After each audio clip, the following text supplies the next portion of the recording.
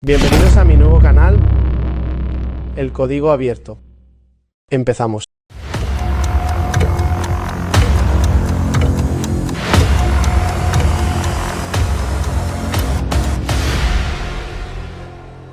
Muy buenas a todos, bienvenidos a un nuevo capítulo de mi canal.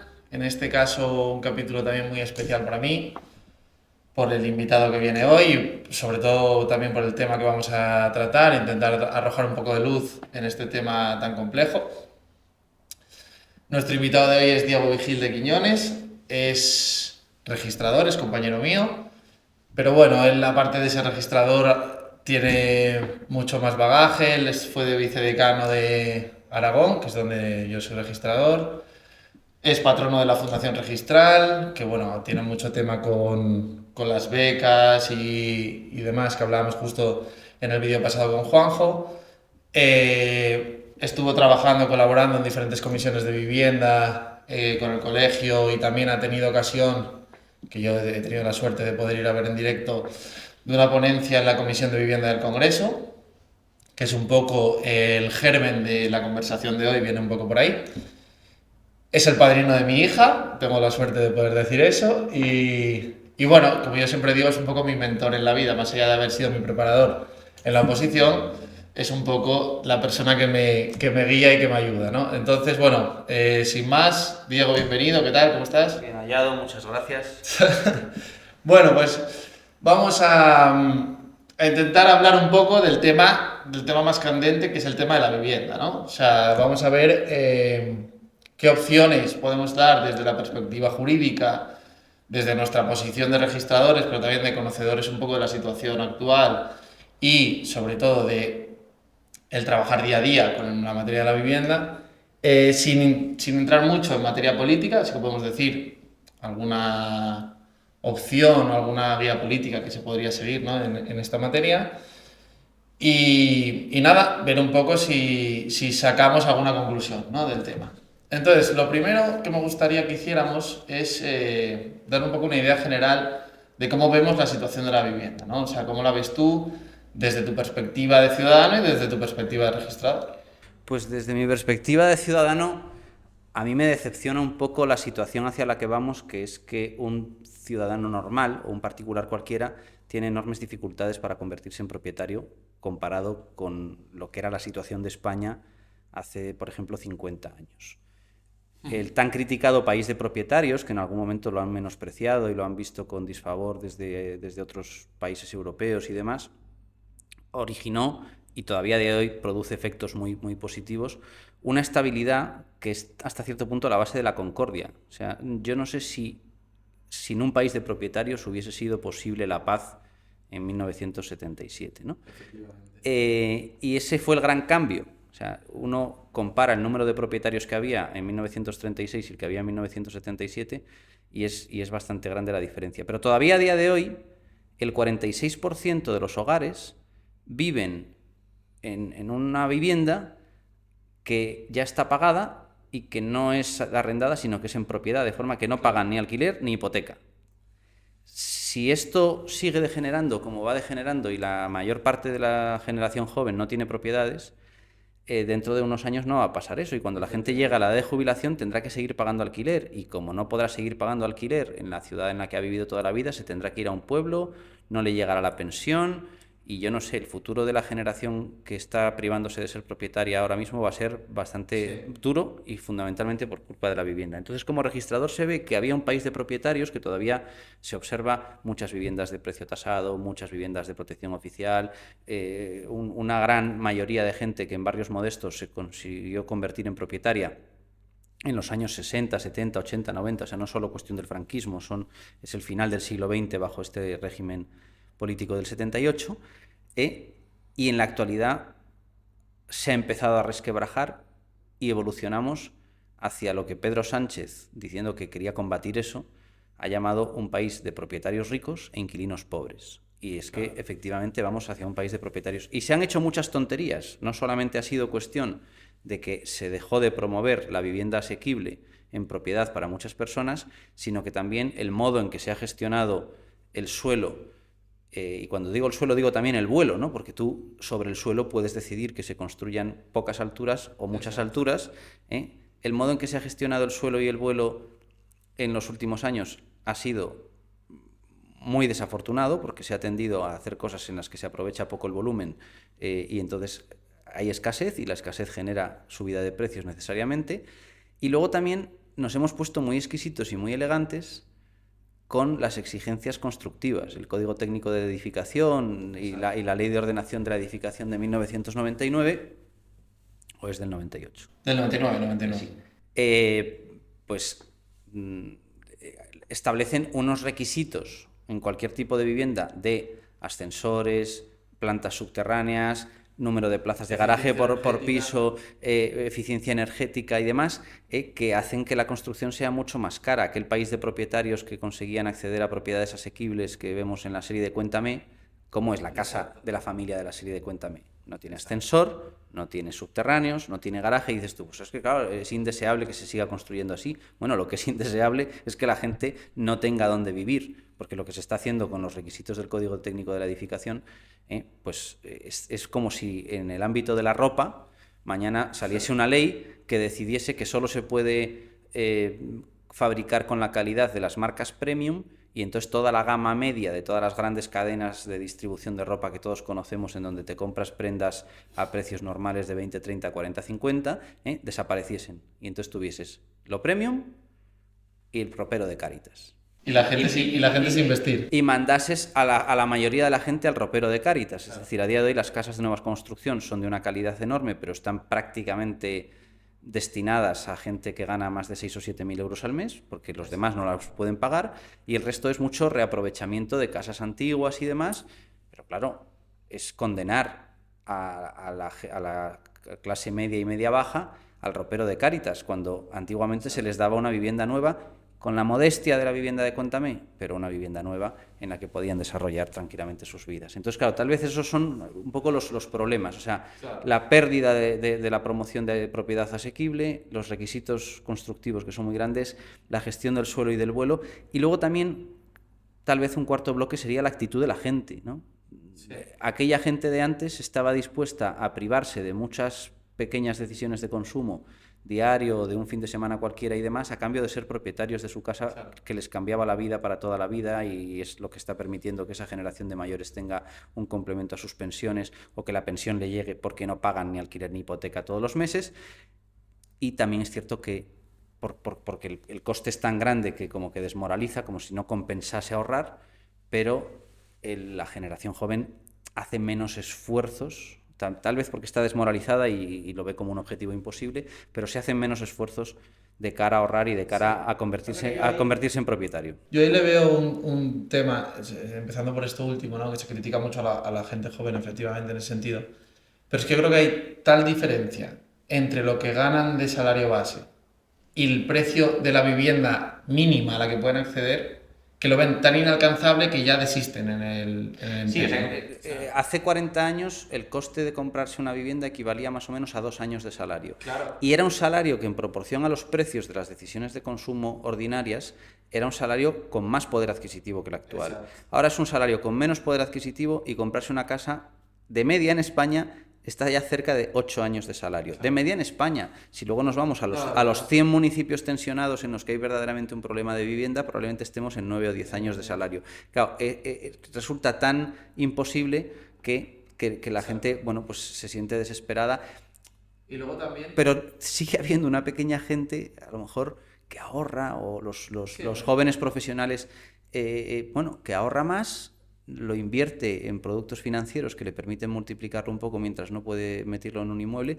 Y luego también hay gente que, aunque no se puede comprar el inmueble de sus sueños, empieza comprándose inmuebles más bajos, y de uno más bajo va subiendo a otro más alto, y entonces, bueno, a lo mejor hay que empezar comprándose un piso, porque si no te lo compras tú, se lo va a comprar otro. Yo, en los registros de la propiedad que he conocido en algunas zonas de España donde los precios eran bastante bajos, es que te encontrabas con que personas de nacionalidad marroquí, pakistaní y demás se compraban pisos a 20, 30, 40, 50 mil euros. O sea, sí, no, a mis registros lo que pasa. Todavía ya no quedan casi tantas zonas en las que haya esos precios, pero estos precios los había en 2017, 18, 19, 20, ¿no? Ya en esta década ha sido más complicado porque la escasez va en aumento, ¿no?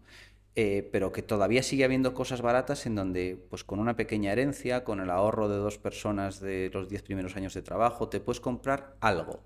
Y con ese algo tienes una renta, y con esa renta puedes pagar algo más de lo que podrías pagar en la otra casa en la que vives. Y a lo mejor vives de alquiler, pero tienes una pequeña propiedad, te puedes comprar una casa de pueblo. Es decir, va a haber, igual que por la dignidad hubo que luchar. Yo me acuerdo de una profesora que teníamos a mitad de carrera que nos hizo leer un libro maravilloso que escribió ella junto con José Antonio Marina, se llamaba María de la Válgoma, que se llama La lucha por la dignidad, un poco la historia de cómo los seres humanos han luchado por la dignidad. Pues casi dentro de poco va a haber que escribir un libro que se titule La lucha por la propiedad, porque la propiedad no va a venir gratis, va a requerir una lucha personal de cómo antepongo yo en mis decisiones de consumo el intentar convertirme en propietario, y también una lucha política. Porque si a día de hoy no está en los programas de los partidos políticos el acceso a la propiedad asequible, en algunos sí, pero bueno, ha habido propuestas interesantes. O sea, tenemos desde Gabriel Rufián, Esquerra Republicana, que ha dicho que es partidario de prohibir la compra de viviendas por parte de extranjeros, fondos de inversión, y entonces el lema es una vivienda, una familia. Y otro lema que defiende sobre todo Vox, con su portavoz Carlos Hernández Quero, es acceso popular y asequible a la propiedad. Claro. O sea, son esas dos frases, una vivienda, una familia y acceso popular y asequible a la propiedad. Si la gente apoyase eso como apoya tantas otras causas, o sea, si el tema de la propiedad pasase a ocupar en el debate público, pues tanto como puede ocupar las cuestiones del salario mínimo, de las luchas, digamos, las demandas de los trabajadores, o la igualdad de género, o la defensa de los derechos LGTBI. O sea, igual que hay el Día del Orgullo, a lo mejor tiene que acabar un día habiendo el Día de la Vivienda o algo por el estilo. Pues si hubiese ese peso electoral del tema de la vivienda, los partidos espabilarían más. No es solo culpa de la iniciativa de los partidos, también tiene que haber una reacción por parte de la gente. Bueno, también porque yo creo que todavía no está habiendo esa reacción, porque efectivamente todavía la generación de propietarios no ha pasado, como has dicho antes, ¿no? Casi el 50% de este país tiene una casa en propiedad pagada la hipoteca, y quieras que no, la gente va tirando. El problema es que nuestra generación, la generación siguiente, la posibilidad de compra de una vivienda, que ese es el drama que yo estoy viendo actualmente, es la herencia de sus padres. O sea, pero es que hay gente que no tiene herencia, ¿no? Claro. O hay familias que tienen bastantes hijos. Pero es que aunque la tengas, y a lo que tocan es a mucho menos. Pero aunque la tengas, o sea, tú no puedes tener un modelo de llegar a ser propietario cuando fallezcan tus padres. O sea, tú tienes que generar la posibilidad de que esa persona sea propietaria antes, ¿no? Y luego también una cosa que no hemos comentado, pero que yo sí que veo, ya que yo soy de fuera, soy de Asturias, y lo veo muchísimo. ¿De fuera de qué? De fuera de Madrid. Es que damos por hecho como que el vídeo lo ve gente de Madrid, ¿no? O sea, España no es Madrid. Efectivamente. Ese sería otro gran tema para comentar en relación con la vivienda. O sea, el otro día empieza el programa de Mar Giró en Televisión Española, y el editorial va destinado a criticar lo de la vivienda, y pone como ejemplo lo que cuesta alquilar una habitación en Madrid. Pero bueno, ¿por qué en Madrid? O sea, claro, si el 80% de la población, o más del 80%, no vive en Madrid. Además, se refiere a Madrid municipio. Claro, hombre, claro. Madrid municipio a día de hoy no llega al 10% de la población del total de España. E incluso si en Madrid hay un problema de hiperconcentración, pues comprendo que hay cosas inevitables, o que hasta cierto punto no deberían ser evitadas porque lo necesitamos como país, que es que Madrid atraiga y demás. Pero tú puedes repartirte, puedes llevar cosas. Los museos nacionales hace falta que estén en Madrid, que se vayan a Toledo. La televisión española, a lo mejor tienen que estar los servicios informativos, pero los programas de entretenimiento, que quiten Prado del Rey, que ya es una zona demasiado cara y demasiado buena, y que se lo lleven a Cuenca o donde sea, Es decir, muchas cosas, los órganos constitucionales, lo discutí el otro día con una letrada de Cortes, es que los órganos constitucionales, ¿cómo no van a estar en Madrid? Pues si hay un problema, no tienen por qué estar en Madrid. Yeah. Te llevas el Senado a Zaragoza, el Congreso a Valladolid, un poco por razones históricas, una cámara en Castilla y la otra en Aragón, o lo que sea, y así con otras muchas cosas va repartiendo. Sí, no tener que centralizarlo todo. La propia Comunidad de Madrid no tenía por qué tener todo lo suyo metido en el municipio de Madrid. Es decir, igual que en la región de Murcia, la Asamblea Regional, el Parlamento Regional está en Cartagena, bueno, y en otras comunidades autónomas, bueno, en el propio Valladolid, Las Cortes de Castilla y León no están en Valladolid, están en Fuensaldaña. Es decir, te puedes llevar un poco las cosas. La Asamblea de Madrid a Getafe, la capital de todo el Ejecutivo y todas las consejerías y tal, Alcalá de Henares, y también así das oportunidades, a lo mejor no necesariamente alejándose mucho. Bueno, y un poco comentando esto, que es lo que iba a decir, el tema de que el arraigo al territorio puede ser una solución a futuro del tema de la vivienda. O sea, es decir, evidentemente Madrid está a unos precios espectaculares, porque también es cierto que toda capital europea sigue un poco el mismo ritmo. O sea, es decir, si comparamos precios de Londres, París o Roma con Madrid, todavía se ve que a Madrid le queda algo de crecimiento, yo creo, eso es un poco mi opinión. Sí, eso sí es cierto. Pero claro, lo que tenemos que fomentar un poco es irnos a que la gente de Asturias no se tenga que venir a Madrid a trabajar, ¿no? Yo en mi caso personal he tenido muchos amigos que inicialmente se han venido a Madrid, pero se han tenido que volver porque el precio es tan inasequible, el precio de la vivienda, comparado con lo que pueden tener allí, de la casa que le dejan los padres, la casa que pueden ellos alquilar, lo que sea, que al final, aunque se gane más en Madrid, no te compensa el coste de la vivienda, ¿no? Entonces creo que el generar o fomentar la capilaridad, el mantenerte en el territorio y el arraigo es fundamental para solventar este problema. O sea, si no, nos encontraremos con un país en el que las grandes ciudades van a estar en unos precios completamente disparatados, en la que el ciudadano medio no va a poder ser propietario de esas ciudades, y van a quedar un poco las zonas más rurales en manos de los extranjeros que comentabas antes, que sí que quieren comprar esas viviendas, igual que en mi caso pasa en el pueblo donde trabajo. Muchos compradores son extranjeros y se compran casas que probablemente el español medio no querría comprarse. Eso a la larga hacen dinero, reforman la casa, no sé qué, al final acaban con buenas casas. ¿Y qué ocurre? Que el ciudadano medio, que antes era el propietario del pueblo, deja de serlo, ¿no? Entonces creo que dentro de este contexto, el tema del centralismo, al que estamos yendo un poco todo centralizado en Madrid, quizás también, y esto habría que comentar, el tema fiscal, que está trayendo también muchas fortunas del resto de España por el tema de las bonificaciones que conocemos y tal, creo que también eso influye mucho, ¿no? La verdad es que Madrid no solo que dé bonificaciones que puedan atraer población del resto de España, sino que también da bonificaciones que pueden atraer población del resto del mundo. Claro, exacto. Hay un beneficio fiscal en el IRPF que hace que el 20% de lo invertido en Madrid te lo puedas quitar del IRPF de los 5 primeros años. O sea, con lo cual estás dopando al comprador extranjero un 20% en el mercado de la vivienda en Madrid. Dicen el teletrabajo, que la gente se vaya y teletrabaje. Bueno, también se puede desplazar el centro de trabajo. Incluso una cosa que dejó de hacerse y que habría que ver qué estímulos fiscales se podían poner en el impuesto de sociedades o lo que sea, es el tema de las viviendas gremiales, las viviendas vinculadas a un puesto de trabajo. O sea, cuando tú vas en Madrid, desde Madrid ciudad hacia el aeropuerto, se pasa, a punto de coger el desvío para la carretera aquella de los aeropuertos, se pasa por la llamada Ciudad Pegaso, y era la fábrica de los camiones de Pegaso, sí, que tenía como una pequeña ciudad alrededor en la que vivían todos los trabajadores y demás. Aquí, cuando llegas en Madrid, a la entrada de Madrid por las 6, allí donde el Arco de la Victoria, de no se sabe quién,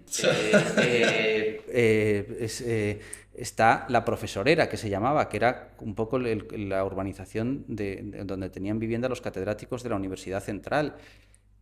Hay cada vez menos en Cataluña, por ejemplo, recorres los pueblos y están las colonias industriales en las que está la Fabriqueta, y todo un barrio alrededor de la Fabriqueta, y eran viviendas muy asequibles que proporcionaba la propia empresa a sus trabajadores. Entonces, ¿se podría estudiar una mejoría del tratamiento fiscal de las retribuciones en especie, claro, de las bonificaciones en el impuesto de sociedades, de forma que a una empresa le compensase, pues incluso estas empresas tecnológicas que vienen, ¿no? Es que va a crear una gran central de datos, no sé qué, tecnológica, sí, de Silicon Valley en no sé qué punto de España. Bueno, pues que la ponga, y que además ponga una urbanización al lado para los trabajadores que van a trabajar allí. O cuando se han llevado los grandes complejos bancarios del Santander o del BBV a los alrededores de Madrid y demás, uno a Boadilla y el otro al nuevo barrio de las Tablas, pues también podía el BBV haber afrontado, con la potencia que tiene un banco de esas características, la promoción de varias construcciones y no sé qué, para que sus trabajadores tuviesen un acceso asequible. Yo creo que ahí hay trabajo que hacer. Vale, bueno, entonces, por sistematizar un poco y sacarte todo el partido, que sé que tienes muchas medidas, hemos puesto un poco la situación, o sea, es decir, es una situación en la que efectivamente estamos yéndonos hacia una sociedad de pocos propietarios, inquilinos pagando unos alquileres muy disparatados en relación con el salario medio de este país, fondos de inversión que están comprando los centros de las ciudades porque saben que hay mucha inversión y porque saben que son precios que todavía le queda margen por subir, eso es un poco la realidad. Que no todo es Madrid, que también el resto de España. Lo cierto es que también en el resto de España el precio de la vivienda está subiendo mucho, ¿no? Entonces sí que es verdad que es un problema global.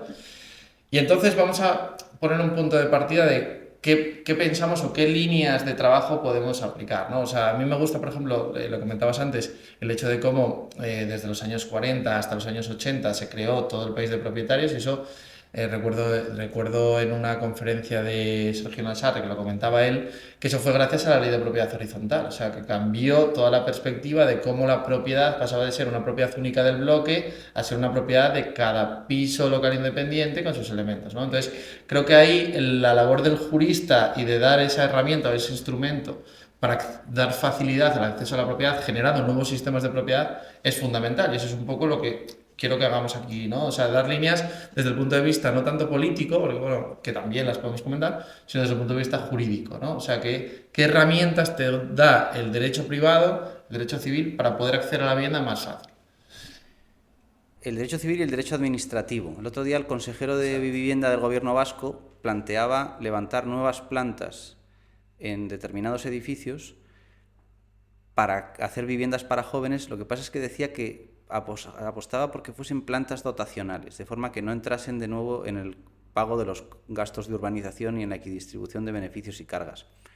Bueno, yo creo que aunque entrasen, o también se podría empezar a pagar los gastos de urbanización de otra manera, a lo mejor. Claro, porque hay que partir de... A la gente hay que explicarle un poco, o sea, cuando se quiere hacer una zona de urbanización, una zona de cambiar el modelo de rural a urbano, normalmente se acude a un instrumento que es la reparcelación, ¿no? En la que se dibuja de alguna manera las calles, todo el entramado eléctrico, etcétera, y eso se costea por los propietarios que luego van a ser los propietarios de los... Claro, se podía ir a un modelo distinto, o sea, y entonces eso encarece la vivienda, el pago de los gastos de urbanización. Claro. Cuando tú construyes una autopista, no la pagan los que la van a usar, la paga todo el mundo. Claro. Entonces, se podrían pagar las calles a costa de todos para abaratar el precio de la vivienda. Incluso hay quien defiende un modelo de ejecución que no es que los propietarios se pongan a organizar el nuevo barrio y sean ellos los que paguen las calles, sino que es que el Estado expropie todo el terreno, Claro. haga las calles y luego venda las parcelas. Bueno, que eso está previsto en el sistema de expropiación de la reparcelación. Pero así como se hacen grandes gastos en construir aeropuertos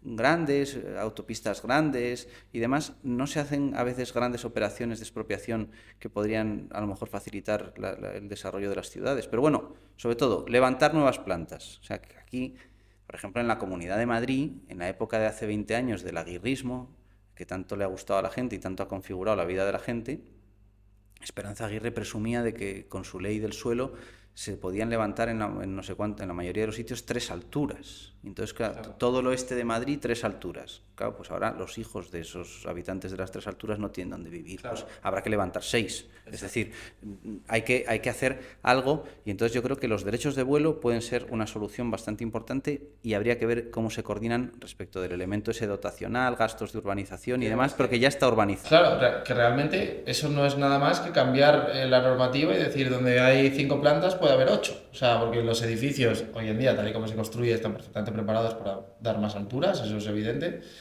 Y yo lo que se hace, a día de hoy se mantiene por un tema de estética y quizás por el tema de no colapsar quizás los centros de las ciudades, pero qué decir, la zona de Madrid Norte, Tablas, Madrid Sur, o sea, todo eso admitiría más alturas sin ningún problema, creo yo, ¿no? Sí, muchos. Hombre, queda más feo, es que el problema es que la vivienda asequible de la que estamos hablando, de Cuéntame, de la ciudad Pegaso, del distrito de Villaverde, es más fea. Comprendo que es mucho más bonito las urbanizaciones de chalets, como si esto fuese la peliculita americana de la niña en bici, pero es que... Claro, eso no es real. Eso no es real. O sea, es como Sergio Nassarre suele poner el ejemplo de Ámsterdam, ¿no? Es que Ámsterdam, qué bonitas las casitas de Ámsterdam. Claro, ¿y quién vive en las casitas de Ámsterdam? 4 privilegiados. El resto de la población se tiene que ir a las periferias. Pues yo prefiero que traigan las alturas al centro y que podamos llegar todos andando a la mayor parte de los sitios. Me parece mejor. ¿Es más feo? Sí, claro que es más feo. Pero bueno, oye, pues habrá que Y entonces el derecho, primero hay que hacer un cambio en el modo del urbanismo, permitir más vuelo. Hablan de liberalizar, bueno, liberalizar, hay que ver quién paga los gastos de urbanización, pero bueno, liberalizar el vuelo. Y luego hay fórmulas de derecho privado que no están suficientemente explotadas. O sea, sabemos que comprarse una vivienda a perpetuidad es caro, sabemos que el alquiler es la alternativa, que también es caro, pero bueno, es lo posible para mucha gente. ¿Por qué no vamos a fórmulas intermedias? Que el alquiler dé derecho a la opción a la compra. Claro. Que se pueda configurar el derecho de superficie. En la Ley del Suelo de 2007, texto refundido de 2008 y luego el de 2015, el derecho de superficie dejó de configurarse únicamente como un derecho que yo adquiero sobre una rasante para realizar construcciones a un derecho que yo puedo adquirir sobre parte de un edificio. O sea, a mí me pueden dar, digamos, como una propiedad temporal durante 25 años, 30, los que sean, y yo compro esa propiedad temporal sobre un inmueble. Claro, hay que ver, para que eso sean viables, esas fórmulas de arrendamiento con opción a compra, de venta a plazos con algún tipo de garantía que requeriría la mejora de la regulación de la condición resolutoria, de derechos de superficie, lo que en Cataluña el Código Civil catalán ha introducido como la llamada propiedad temporal y compartida. El problema es que no le termina de rentar al propietario, claro, promotor, al que vende, vamos a decir así. Claro. El que vende quiere o venderlo entero o cobrar alquiler toda la vida, pero no quiere cobrar durante 30 años o algo así, y luego quedarse sin, o sea, luego volver a tenerlo todo. O sea, es como la promotora que vende quiere vender el piso y adiós, no quiere venderlo durante 30 años, a menos que le pongas también los estímulos fiscales correspondientes. Yo siempre he dicho, por ejemplo, se sabe que cuando tú heredas un piso o cuando lo has comprado hace años y lo quieres revender, tienes que pagar una cantidad importante sobre la ganancia que has obtenido en el impuesto de la renta de las personas físicas. Pues a lo mejor podíamos quitar eso que hay que pagar, incluso quitar la plusvalía municipal, que es bastante dinero, para aquellos que en lugar de vender de manera inmediata estén dispuestos a alquilarlo con opción a compra, a vender un derecho de superficie durante un tiempo, o a fórmulas de este estilo. Luego hay que ver también las fórmulas de financiación. A día de hoy está claro que una entidad de crédito puede dar un préstamo hipotecario financiando el 80%, o sea, garantizando el 80% del valor de tasación y, por tanto, prestando a grandes rasgos el 80% de lo que cuesta la vivienda. Que en realidad es menos porque tienes que pagar el impuesto. Y en realidad es menos porque efectivamente hay que pagar impuesto y hay que pagar otros gastos, con lo cual... O sea, generalmente la compra no es un 100%, es un 108, un 110%. Exactamente. Entonces, claro, si te financian el 80, tienes que tener el 30%. Exactamente.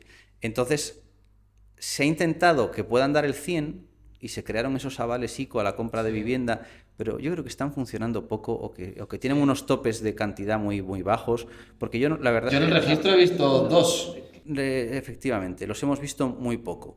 Y luego resulta que en otros ámbitos existen fórmulas de financiación muy interesantes, por ejemplo, para que una sociedad que tiene una fabriqueta se compre una nave industrial, existe el llamado arrendamiento financiero, que es que tú le dices a BBV, mire, me gusta esa nave industrial, y BBV la compra y te la alquila durante un tiempo, y con las cuotas del alquiler tú vas pagando la adquisición. Y cuando ya has pagado todas las cuotas de adquisición, definitivamente ejercitas una opción de compra por un precio residual, o sea, lo mismo que el llamado renting de los coches, o parecido, vamos. Que el renting se ha comido el mercado de acceso a los coches. Exactamente. Y eso, ¿por qué no se aplica eso a la compra de vivienda? Bueno, pues porque al parecer hay unas normas de disciplina financiera del Banco de España que permiten aplicar el leasing a bienes de equipo. Bueno, además de que la regulación del leasing, del arrendamiento financiero como contrato, está prevista para bienes de equipo y para la adquisición de bienes de equipo. Sí. No está prevista en realidad para la adquisición de vivienda. Pero bueno, se decía que analógicamente se podía aplicar, ¿no? Un poco. Pero también están los límites de la disciplina financiera. Las entidades de crédito no se van a dedicar a comprar vivienda para hacer arrendamiento financiero. Y claro... Pero bueno, eso es cambiar la norma también, o sea... Es cambiar la norma, pero habría que ver por qué existe esa norma de disciplina financiera, pero incluso para los bancos, si no pueden dar más préstamos hipotecarios, a lo mejor podría ser un buen negocio dedicarse al arrendamiento financiero, porque en el arrendamiento financiero también ellos ganan un beneficio, un tipo de interés, y a lo mejor sería una operación, pero bueno, esto yo lo he estudiado y nunca he llegado con gente del Banco de España y no ha sido... Bueno, yo creo que se deriva todo un poco del tema de la crisis, ¿no? Que precisamente la crisis de 2008 fue una crisis porque se prestaba más dinero del que se debería haber prestado, probablemente, ¿no? Esa es un poco la idea. Y entonces yo creo que han cogido mucho miedo y tienen muchos límites, sobre todo el tema este del 80%. O sea, muchas veces el tema del 80% no es que el banco no te quiera dar más, es que probablemente riesgos no se lo Pues pague. es que el sector financiero ya está más saneado y luego, sobre todo, en un momento dado, a donde no llegue el mercado, pues tendrá que entrar el Estado. No digo yo estatalizar las cosas, pero un principio de subsidiariedad que hace que el Estado entra a donde el mercado no llega. ¿El Instituto de Crédito Oficial podría dar leasings inmobiliarios, sí o no? Habría que planteárselo. Luego, hombre, también la movilización de todo tipo de entidades sin ánimo de lucro, que toda la vida hubo construcción de vivienda asequible por parte también de entidades privadas con algún tipo de beneficio, y eso en realidad no está suficientemente trabajado. Ahora hay entidades de alquiler social y entonces, por ejemplo, yo en Cataluña he llegado a inscribir que la Generalitat le concede la propiedad temporal por 90 años a una entidad de alquiler social y la entidad de alquiler social alquila. Pero me parece un desastre de fórmula, porque entonces al ocupante de la vivienda lo convierte en un inquilino de precio bajo, de alquiler social, o sea, durante toda su vida. Si en lugar de darle la propiedad por 90 años a la entidad que gestiona esos alquileres, se lo dice al ocupante, y el ocupante de repente pasase a tener por un precio asequible la propiedad por 90 años sobre un piso y pudiese revenderla, con eso compraría otro mejor y se iría ya, digamos, engordando la bola. Que también eso genera muchas críticas. Hay quien dice, es que nunca se debieron haber construido aquellos 6 millones de viviendas de protección oficial y darle la propiedad a sus ocupantes y encima permitir que al cabo de 30 años pudiesen venderlas. Bueno, eso ha enriquecido mucho a la población. Hombre, Hay algún estudio económico que dice que es un beneficio social que sí que se debe mantener. Y entonces dicen, no, que tenía que haberse mantenido todo como alquiler asequible, pero también sería un problema, porque entonces, al cabo de 25, 30, 40 años, las viviendas estarían deterioradas. El Estado tendría que estar invirtiendo continuamente en rehabilitarlas. todo desmesurado para el En Estado. cambio, cuando es el particular el que ya se encarga perfectamente el mercado de hacer esas rehabilitaciones y demás, entonces a veces hace falta encender la chispa y que la gente tenga algo por lo que empezar y con eso... Y eso Al final esto es una ficha de cambio en el mercado inmobiliario que luego te permite ir creciendo, ¿no? O sea, eso está claro. Tú tampoco puedes, lo decías antes, no te puedes pensar que la primera casa que vas a tener va a ser la casa de tus sueños y que va a cumplir todos tus requisitos. Pues igual tienes que empezar por algo más pequeño, lógicamente, ¿no? Que es lo que te va a permitir entrar con holgura, porque esa es otra. La gente no se puede ver ahogada dentro de una hipoteca, entonces generamos lo que ocurrió en 2008, ¿no? Hay gente que empieza comprándose la segunda residencia. Ahora ya se ha encarecido más porque todo se pone de moda, pero todavía en los años finales de la crisis, 2017, por ahí, 16, 17, me acuerdo que me contaba el registrador de Torrevieja que muchos apartamentos de playa en Torrevieja se vendían por 35 o 40 mil euros y que normalmente no se los compraba una sola familia, sino dos familias. Decían, vienen dos hermanas, dos matrimonios, que uno de los cónyuges es hermano entre sí con el otro matrimonio, y ponían 20.000 euros cada uno. Que eso es una cantidad a la que sí que se puede llegar ahorrando durante unos pocos años de trabajo, tal cual. 20.000 euros cada uno. Y ya pasaban a ser copropietarios del 50% de un apartamento de playa. Aquello se revaloriza, en el futuro lo revendes. A lo mejor vienes a mejor fortuna, extingues el condominio, se lo queda el otro matrimonio, el otro se compra otro piso distinto, pam, pam, pam, pam. Tener algo por lo que empezar. O sea, y el problema es que hay gente que no tiene por dónde empezar, ¿no? O sea, Y luego es que la barrera esta del 20 o el 30% es gigantesca. O sea, es que para... claro, sobre todo que es que cuando el 20 o el 30% era de unas viviendas, yo todavía me acuerdo, no hace tanto tiempo, a ver, ¿qué sería? Bueno, hace a lo mejor 10 años. Cogías la A4 saliendo por ahí hacia Getafe, hacia el Cerro de los Ángeles, desde Madrid, y en las nuevas casas que se habían construido, en la ampliación de Villaverde Bajo, había unos grandes carteles que ponía viviendas de 3 dormitorios, 100.000 euros. Claro, cuando el 20% eran 20.000 euros, Claro. vale, pero cuando el 20% resulta que ahora son 60, 70, 80 Claro. o 100, pues eso es muy difícil de ahorrar. Es que es el ahorro de todo. Muy difícil de conseguir, sobre todo en la medida en que los salarios han perdido poder adquisitivo. Exacto. Que también, ¿por qué han perdido poder adquisitivo? Bueno, pues primero por el estancamiento de la economía española, pero luego también porque aquí, al parecer, vamos, leí hace poco en una entrevista de una economista, que la media de lo que se le quita a un trabajador español entre impuestos y cotizaciones sociales de lo que gana es el 40%. En la media de la OCDE, que los salarios son más altos, es el 35%. Claro, ese 5% ya sería un dinero más que se ganaría al mes. Pero claro, como aquí el gasto estatal es tan elevado y la confiscación fiscal es tan alta, pues, pero claro, tampoco se ha llegado a poner la población a eso seriamente. No. ¿Tú cuándo has visto una manifestación en contra de un impuesto? Nada. Bueno, hubo un poco ahí en Asturias, había una manifestación contra el impuesto de sucesiones, porque Sí. lo había en Asturias, pero no en otros sitios.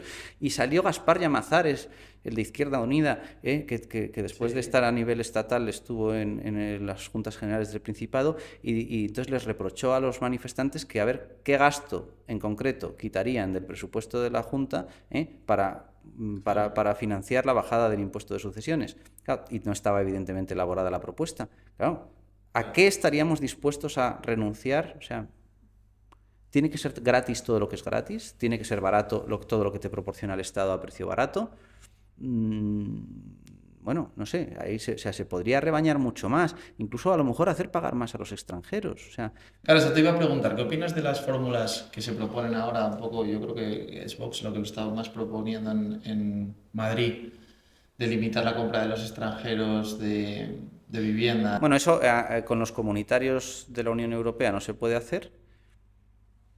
Sí, pero los que vienen Vamos a aquí ver, no son aquí- los comunitarios de la Unión Europea. De cara al crecimiento de la economía española, me parece que puede ser pan para hoy y hambre para mañana. Claro. Porque tú al final los extranjeros los necesitas y Ahora, Y que son extranjeros de muchísimo dinero. claro, es que estamos acostumbrados a épocas en las que no ha habido problemas de abastecimiento en el mercado. Ya venimos, digamos, desde después de la Segunda Guerra Mundial no hemos conocido las cartillas de racionamiento, no hemos conocido determinadas escaseces, ¿no?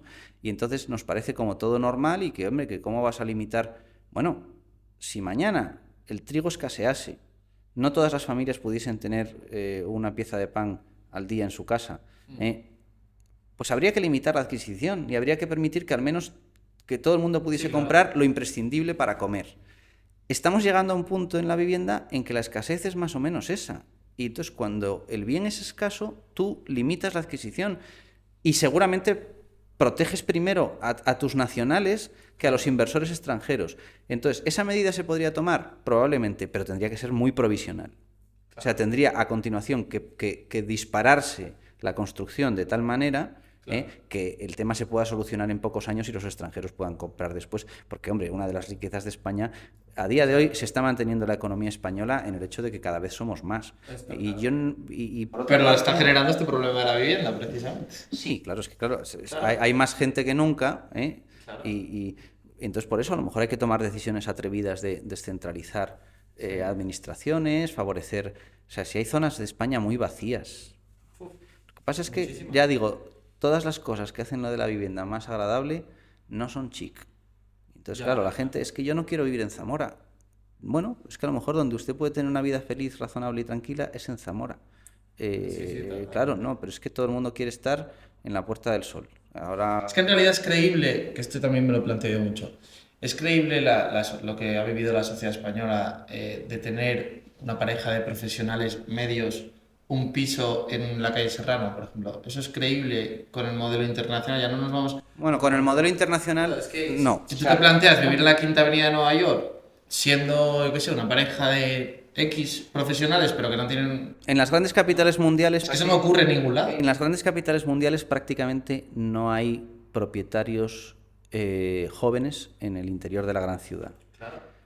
Pero claro, eso también es muy duro, ¿eh? O sea, en la medida en que podamos conservar... Pero, o sea, tú lo ves creíble a día de hoy. Yo no, o sea, yo lo veo eso ya que es implanteable. O sea, que dos personas con un salario medio, por muy bueno que sean, puedan plantearse poder competir con un gran empresario que va a querer vivir en el mismo sitio. Eso a día de hoy es bastante viable en España en las ciudades medianas. No, claro, yo me estoy refiriendo a Madrid, claro, las ciudades Entonces, a lo medianas. mejor hay que llevarse más cosas a las ciudades medianas, que es lo que estoy diciendo. O sea, que además han crecido todas mucho. Hay una despoblación rural muy agresiva, pero hay un documento que suele editar el Ministerio de Fomento que se llama Atlas de las grandes áreas urbanas de España, que te dice, pues eso, población de las diferentes áreas urbanas, y entonces es impresionante cómo han crecido, porque esto era impresionante en el área de Madrid y de Barcelona hace 20 años, el crecimiento de población de los municipios, pero es que ahora en los alrededores de casi cualquier capital mediana también han crecido una barbaridad los municipios, porque la gente se quiere concentrar en torno al área urbana, pero claro, el área de Oviedo, el área de Valladolid, el área de Zaragoza, el área o sea, es mucho más viable y mucho más humana. Y luego, en la medida en que determinadas cosas tengan que estar en torno al polo de atracción, el hub, ¿no? Llaman los modernos y los cursis, de Madrid, pues a lo mejor, claro, determinadas cosas requieren estar cerca de Madrid. Bueno, pues que cerca de Madrid, todas las capitales y cosas que no son capital como Talavera, Alcalá, pero que son ahí ciudades medianas interesantes, Aranjuez, tal, están conectadas entre sí por autovía y AVE. Claro. Entonces, o sea, una descentralización razonable en 100 kilómetros o 200 a la redonda en el centro de la península o en determinadas zonas se podía hacer. Cataluña está mejor hecha en ese sentido, porque a Barcelona come mucho, pero también luego hay muchas ciudades medianas de una posición muy digna. Y que tienen mucho futuro, o sea, Vilanova,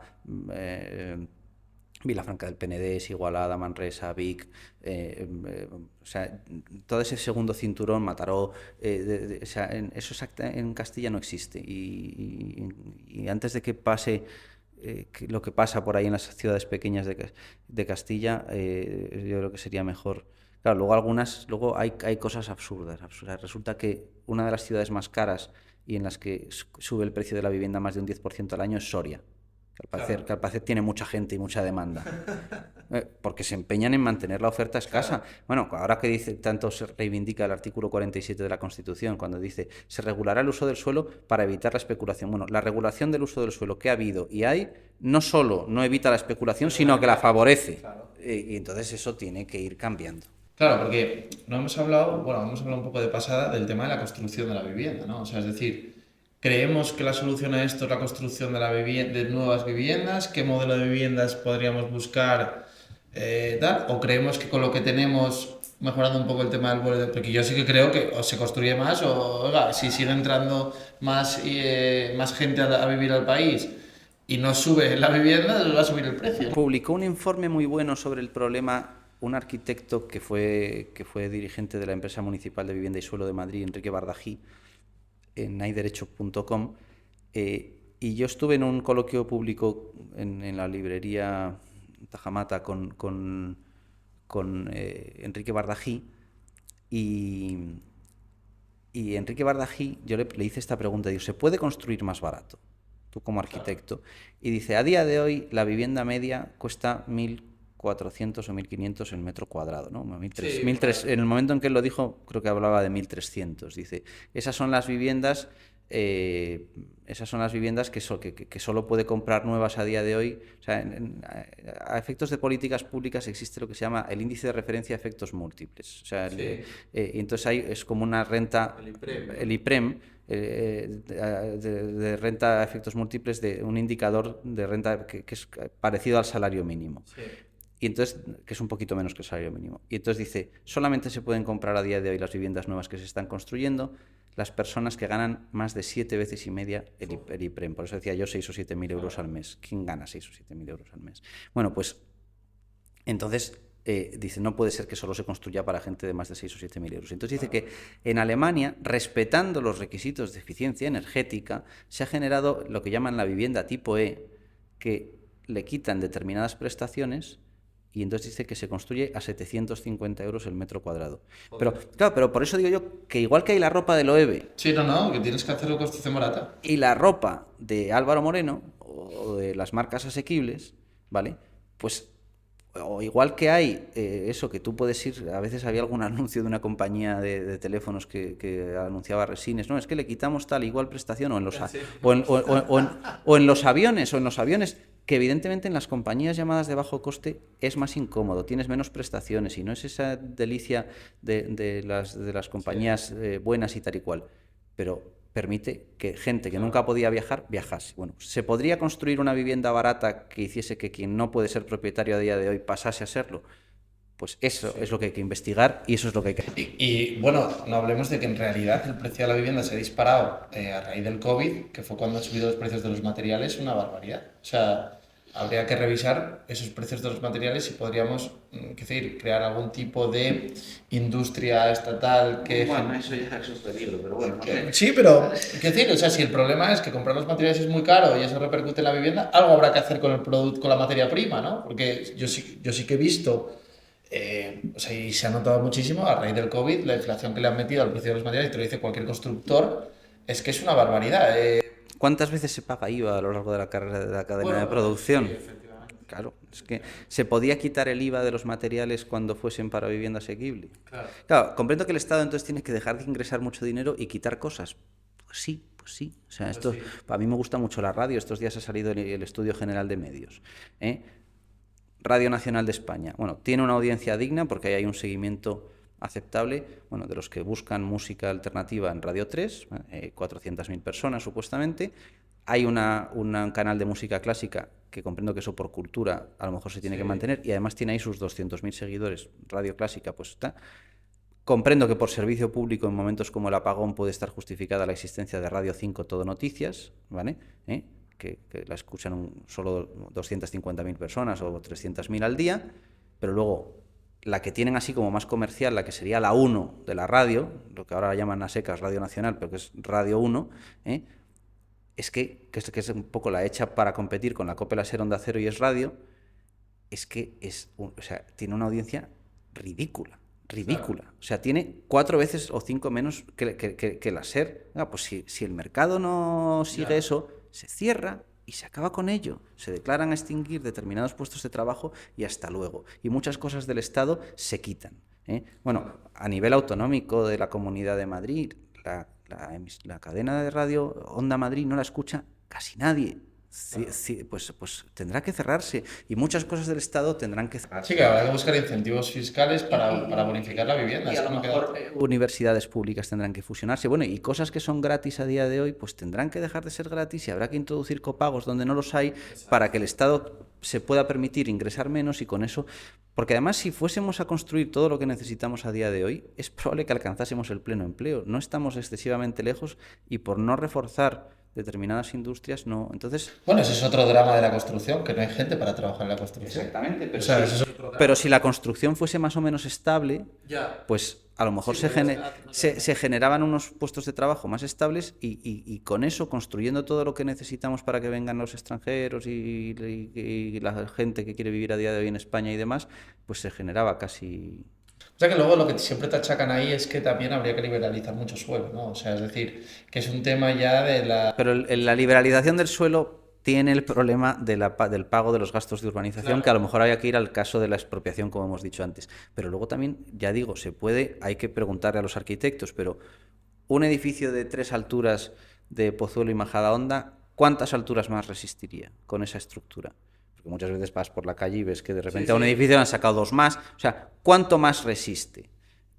Pues ahí ya la urbanización está hecha. Bueno, pues a lo mejor es que es más feo, sí, claro, pero... Luego también, a mí me gusta hablar de modelos alternativos de financiación, por ejemplo, ya con esto podemos ir concluyendo. Bueno, yo recuerdo ir una vez a un meeting de Mariano Rajoy y eran las 2 menos cuarto de la tarde de un domingo. Y entonces Mariano dijo, y considerada la hora en la que estamos, vamos a ir terminando. Y de repente un espontáneo gritó, ¡yo estoy encantado! Y dijo, sí, pero es usted el único que se ha pronunciado. Entonces el resto estaban pensando en irse a comer. Entonces también, no sé, si nos están escuchando en un coche y tal, por atasco que haya, ya se les está acabando el viaje. Pero bueno, por también llevarlo un poco a mi terreno, que es lo que a mí me gusta, todos los modelos estos de inversión colectiva que se están haciendo ahora, ¿no? Todo el tema del crowdfunding inmobiliario, la tokenización inmobiliaria y tal, creo que aquí también tiene un pequeño papel a jugar en el modo de acceso a la vivienda, ¿no? Por ejemplo, hablaba el otro día con una persona de una empresa que se llama Urbanitae, que se dedican precisamente a cofinanciar hasta donde no llega el banco con el promotor. Bueno, pues si antes hablábamos de modelos en los que sea el banco el que compre la vivienda y luego la alquile de alguna manera, ¿no? Y genere una posibilidad de leasing inmobiliario, pues creo que esas inversiones colectivas podrían también buscar el negocio ahí, ¿no? O sea, de alguna manera comprar casas que a futuro vayan a ser para la gente de a pie, pero que se realizan a través de un modelo en el que el banco, donde no quiere entrar, entre en ellos, ¿no?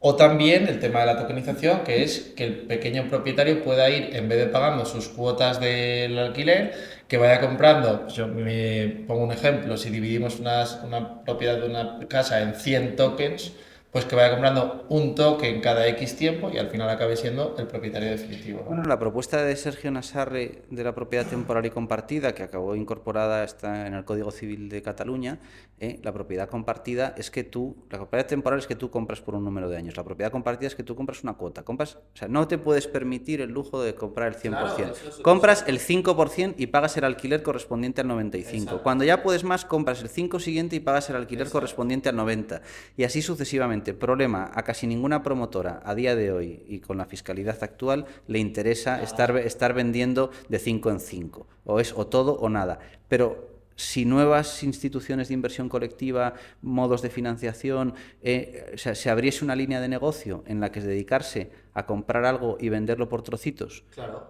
funcionase, sería una De hecho, la tokenización, precisamente, una de las grandes ventajas que conlleva es el bajar el umbral de la inversión. Es decir, yo podría acceder a una vivienda con 1.000 euros, puedo ir comprándome trocitos de esa vivienda, ¿no? Y al final creo que es un poco... Claro, evidentemente el tiempo influye y la inflación influye. Entonces, claro, si un inversor o un conjunto de inversores organizados en una institución de inversión colectiva compran un piso que hoy vale 200.000 y lo tienen que ir vendiendo por porcioncitas a lo largo de los próximos no sé cuántos años, claro, cada trocito que venden tiene que subir de precio, Sí. o sea, porque la casa vale 200.000 hoy, 205.000 el año que viene, 210.000 el siguiente y así. Sí. Pero también es cierto que el inversor a lo mejor puede ir precisamente obteniendo esa plusvalía y esa ganancia de año en año, ¿no? O sea, Exacto. igual que hay gente que... Crearía un mercado secundario en relación con la participación que tú tengas en esa vivienda. Entonces ahí la verdad es que los emprendedores y las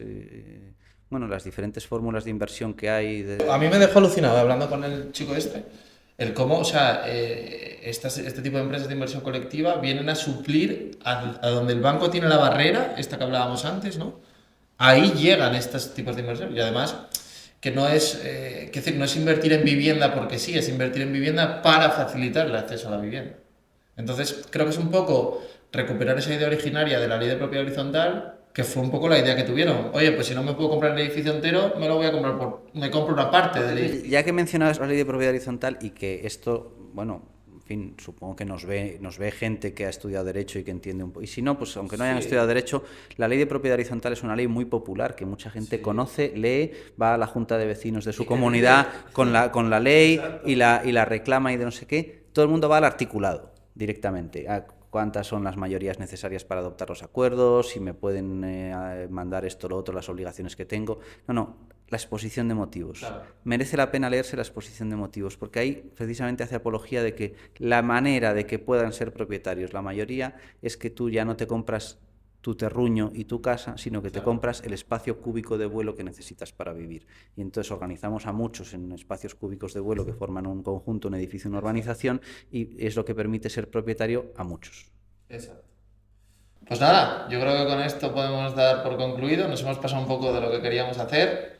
Bueno, Diego es de la mentalidad de que cuanto más corto sea el vídeo, más se ve. Yo también pienso eso, pero bueno, al final, hombre, la conversación también es agradable y al final nos extendemos, ¿no?